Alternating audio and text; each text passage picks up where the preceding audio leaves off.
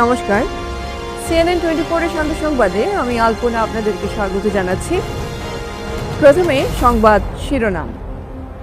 কাছাড়ে 168 কোটি টাকার ইয়াবা উদ্ধার, আটক এক।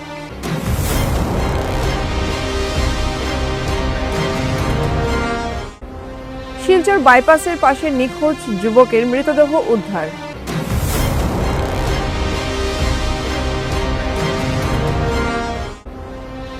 চা শ্রমিকদের কল্যাণে চাতলা মণ্ডলে বিশ্রামঘরের শিলান্যাস।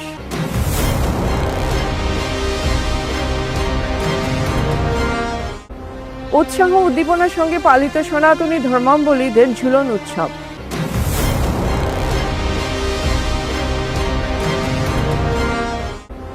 কাটিগড়ায় অটোরিকশা মালিক ও চালকদের সাধারণ সভা রবিবার।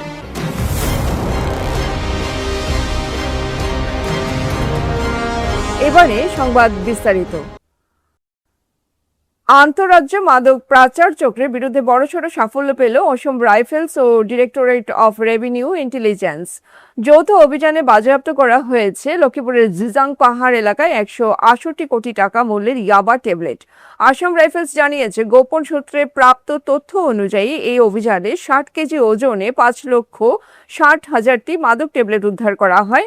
এক পাচারকারীকে গ্রেফতার করা হয়েছে। মাদক পরিবহনে ব্যবহৃত ট্রাকটিকেও বাজেয়াপ্ত করা হয়েছে। প্রাথমিকভাবে ধারণা করা হচ্ছে, মাদকের এই চালানটি মণিপুর থেকে আনা হয়েছিল। এই বিপুল পরিমাণ মাদক উদ্ধারের ফলে আন্তঃরাজ্য মাদক পাচার চক্রের উপর বড়সড় আঘাত হানা সম্ভব হয়েছে বলেই দাবি আসাম রাইফেলসের। একই সঙ্গে উত্তর পূর্ব ভারতের মাদক পাচারের রুটগুলি ভেঙে দেওয়া এবং যুব সমাজকে মাদকের করাল গ্রাস থেকে রক্ষা করার ক্ষেত্রে নিজেদের দৃঢ় অঙ্গীকারের কথাও শুনিয়েছেন আসাম রাইফেলস অফিসাররা।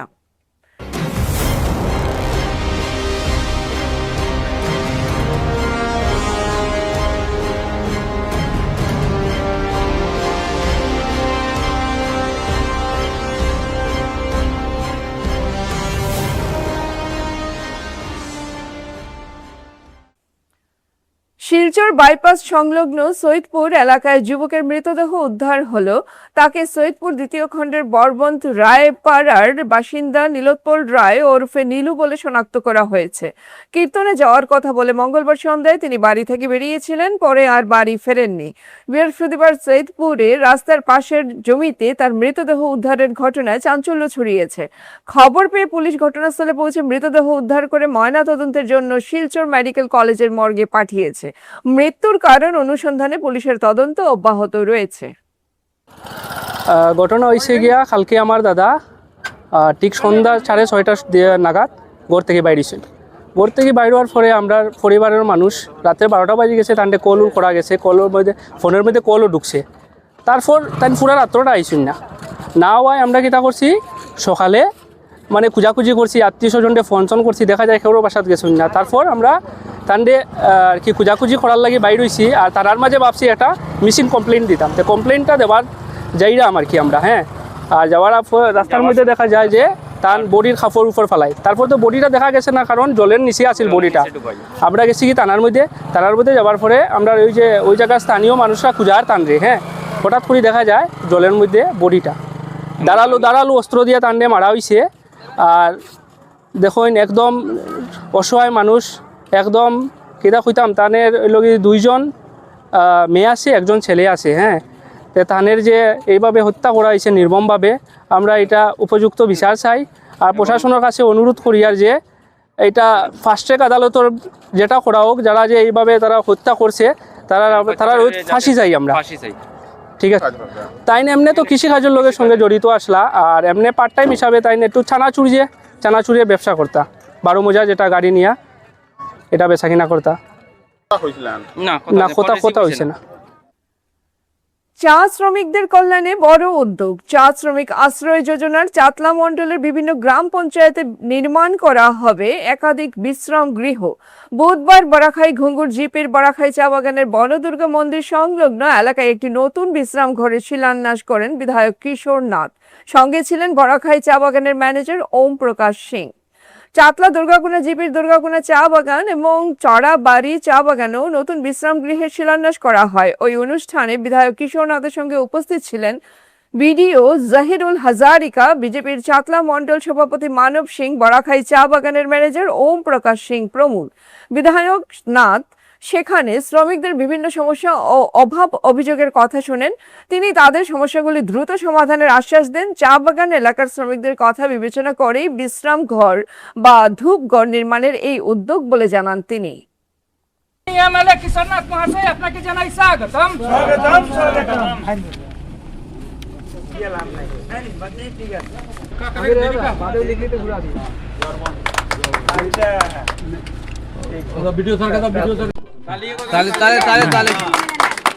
लेकिन ये धन्यवाद नहीं मैंने इनका एटेंशन है ये को बात हम है कांग्रेस टिकट पैसे इतना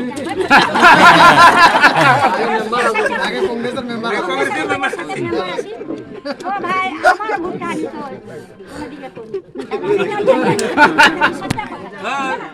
सच्चा बोला वो बड़ा बात। শ্রাবণ মাসের শুক্লা একাদশী থেকে পূর্ণিমা পর্যন্ত 5 দিন অনুষ্ঠিত হয় ঝুলন উৎসব। পুরনো ঐতিহ্য বজায় রেখে শ্রীভূমি জেলার বিভিন্ন ধর্মীয় প্রতিষ্ঠানে আয়োজিত হয় এই উৎসব। কালী মহাবীর বাড়ি, টাউন কালীবাড়ি, রাধা বিনোদ মোহন আখড়া সহ বিভিন্ন প্রতিষ্ঠানে চিরাচরিত প্রথা মেনে ঝুলন যাত্রা পালিত হয়। রাধা বিনোদ মোহন আখড়ায় ভক্তবৃন্দদের উপস্থিতি ছিল চোখে পড়ার মতো। বিভিন্ন সাজে সজ্জিত কারুকার্যে শিশুরাও স্থানে স্থানে ঝুলন যাত্রার আয়োজন করে। বিভিন্ন ধর্মীয় প্রতিষ্ঠানের কর্তৃপক্ষ CNN 24 এর ক্যামেরায় বলেন, প্রতি বছরের মতন এবারও রাধা মদন মোহনজি মন্দিরে 5 দিন ব্যাপী যে ঝুলন যাত্রা শুরু হয়েছে। আজকে করিমগঞ্জের ভক্তবৃন্দ যারা আছে তারা সবারই জানা আছে যে মদনমোহনকে একটা জীবনের খ্যাত অর্জন করেছে। আজকে অগণিত মানুষ ভক্তবৃন্দ আসছে, তারা আজকে ঝুলন দেখতেছে এবং আজকের দিনে যে ঝুলন অনুষ্ঠিত হচ্ছে মদনমোহন মন্দিরে, আগে যে ঝুলন হতো আজকে থেকে আমরা ছোটোর সময় আমরা দেখেছি, আমাদের যখন বয়স 10-12 বছর বয়স হবে তখন আমরা ঝুলন দেখেছি। মানে পথে ঘাটে রাস্তাঘাটে অনেক ঝুলন হতো, বাচ্চা কচি কচি ছেলে মেয়েরা তারা ঝুলন করতো এবং এমনকি মিউজিশিয়ান মধু সেন, নারায়ণ দাসের বাসা, এরপর বর্মন সরকার, কালীবাড়ি, শিববাড়ি, প্রত্যেক জায়গায় ঝুলন হতো। আর ঝুলনের সারা রাত্র মানুষ হতো, কিন্তু এই সমস্ত জিনিস আজকে প্রায় লুপ্তর পথে। এগুলো ঝুলন জিনিস আজকে যে পুলামার যে শৈশব যারা আছে তারা ঝুলন জিনিসটা এখন কী জিনিস ঝুলন এই জিনিস তারা ভুলে গেছে, তারা দেখে নেই, কিন্তু আমরা অনুভব করতেছি। কিন্তু আজকে ইতিহাস হয়ে থাকলো এটা আমরা আজকে উপলব্ধি করতে পারছি যে আজকে যে ঝুলনটা একমাত্র মদনমোহন মন্দিরেই এই ঐতিহ্যটা ধরে রেখেছে। আর কালীবাড়িতেও হচ্ছে, শিববাড়িতেও হচ্ছে, গাছকালীবাড়িতেও হচ্ছে। কিন্তু আমি আজকের যে মানে পরিস্থিতি যেটা, এই পরিস্থিতিটা আগের যে তুলনা, আজকে 25-30 বছর আগে করিমগঞ্জ শহরের লোকসংখ্যা ছিল অর্ধেক, কিন্তু এই তুলনায় আজকে 30-40 বছরে আজকে করিমগঞ্জ শহরের দ্বিগুণ লোকসংখ্যা হয়ে গেছে, দ্বিগুণ ভক্ত হয়ে গেছে। কিন্তু ভক্ত হওয়ার পরেও আমাদের এই শহরে মানে এই ধর্মীয় লাইনে কোনো উন্নতমান নেই। কিন্তু আমি সকল করিমগঞ্জবাসীকে আমরা জানাচ্ছি যে আমরা অনুরোধ করছি যাতে ঝুলন মদনমোহন মন্দিরে এসে উপভোগ করুক এবং ঝুলনটা দেখে যাও এবং চর্চা করুক, এবং মদনমোহনের ভক্ত যারা আছে তাদেরকেও আমি আমন্ত্রণ জানাচ্ছি। ভোরের দিনে কোনো বিশেষ কোনো কার্যক্রম রয়েছে কিনা? আমাদের তো কার্যক্রমটা প্রতিদিনই হচ্ছে। আমরা ঝুলনে এখানে বিশেষ আমরা আরতি হয়, আরতির পরে আমরা প্রসাদের বিতরণ দেওয়া হচ্ছে। এখনও দেখুন আমরা যেটা মানে প্রসাদ দেওয়া হচ্ছে, রাত্র পর্যন্ত চলবে। আমাদের ভোরের রাত হবে শুক্রবার দিন রাতে, শুক্রবার দিন ভোরের রাত, সেদিন আমাদের বিশেষ ঝুলন কীর্তন অনুষ্ঠিত হবে, সারা রাত্রে কীর্তন হবে। শুক্রবারের রাত্রে ভোরের দিন আমাদের ঝুলন সমাপ্তি হবে। All Kathigora auto rickshaw owners অ্যাসোসিয়েশনের সাধারণ সভা আগামী রবিবার বেলা 11টায় অনুষ্ঠিত হবে। কাঠিগড়া এলাকার অটোরিকশা পরিষেবাকে আরও সুশৃঙ্খল, নিরাপদ ও যাত্রী বান্ধব করে তোলার লক্ষ্যে কাঠিগড়ার চেরাগি বাজার সংলগ্ন মডেল একাডেমি প্রাঙ্গণে এই সভার আয়োজন করা হয়েছে। সভায় আমতলা, কিন্নখাল, রাজাটিলা, করইকান্দি, চেরাগি বাজার, কাঠিগড়া বাজার ও চৌরঙ্গি বাজার এলাকার পেট্রোল চালিত অটোরিকশা, ইলেকট্রিক অটোরিকশা, পিয়াগো, ই রিক্সা সহ সকল ধরনের অটোরিকশার মালিক ও চালকদের উপস্থিত থাকার জন্য অল কাঠিগড়া অটোরিকশা ওনার্স অ্যাসোসিয়েশনের সভাপতি সুখেন্দু দাস ও সাধারণ সম্পাদক জুবাইরুল ইসলাম মজুমদার অনুরোধ জানিয়েছেন। প্রায় 20 বছর চলের আমরা all Kathigora auto owners association খুব সুন্দর এবং সুষ্ঠুভাবে আমরা কাঠিগড়া অটো ওনার্স অ্যাসোসিয়েশনের পরিচালনা কমিটি খুব সুন্দরভাবে সালাদ, কিন্তু বিগত বছর 1.5 বছর তাকিয়া কিছু ইলেকট্রনিক অটো এবং টুকটুকি কিছু অটো আছে, এইগুলো আমরা এদিকে আইয়া আমরা যে স্ট্যান্ডগুলো আছে, যেমন চৌরঙ্গিতে আছে আমাদের 2টা স্ট্যান্ড, একটা আছে পিডব্লিউডির সামনে, একটা আছে ডাউনো, একটা আছে চেরাগি বাজার। এই চেরাগি বাজার এবং পিডব্লিউডি অফিসের সামনে তাকিয়া বিভিন্ন সময়ে বিভিন্ন ঝগড়াঝাটি হয়, যেটা ঝগড়াঝাটি লাস্ট পর্যন্ত গিয়া প্রশাসন পর্যন্ত করায় এবং কিছু হয়রানিও হই আমরা প্যাসেঞ্জার হল। এত অঞ্চলের মানুষরা, যাত্রীরা প্রায় কমপ্লেন করে নেই আমরা অটো ওনার অ্যাসোসিয়েশন। তো গত কয়েকদিন থাকি এই জিনিসটা কিছু বেশি হয়ে দাঁড়াইছে। আর এই মানে ঝগড়াঝাটি যেটা হয়, এটা সম্পূর্ণ হয় ইলেকট্রনিক অটো এবং টুকটুকি তাকিয়া। আমরা পেট্রোল অটো যে বাজারে আছে আমরা আইন মানিয়া চলে এবং আমরা আইনের আওতায় আছে। বিভিন্ন সময় মিটিং ডাকলেও তারা আয় এবং তারা যোগাযোগ সবটা ঠিক আছে আমরা। কিন্তু এখন দেখা যায় যারা আর কি খুব বেশি আর কি ইলেকট্রনিক অটো আর টুকটুকি অটো ড্রাইভাররা এই প্যাসেঞ্জার লইয়া মানে টানটুনি করে, এটার তাকে লইয়া প্যাসেঞ্জারও হয়রানি হয় এবং আমরা রোটেশন যেটা আছে এটা তো বাধাপ্রাপ্ত হয় এবং এই ট্রাফিক জ্যামও বেশি হয়। তো আমরা একটা ডিসিশন নিয়েছি অলকাটিগড়া অটো ওনার্স অ্যাসোসিয়েশনে, আজকে একটা মিটিং করছি আমরা, এখানে সব আসুন আমরা বডির।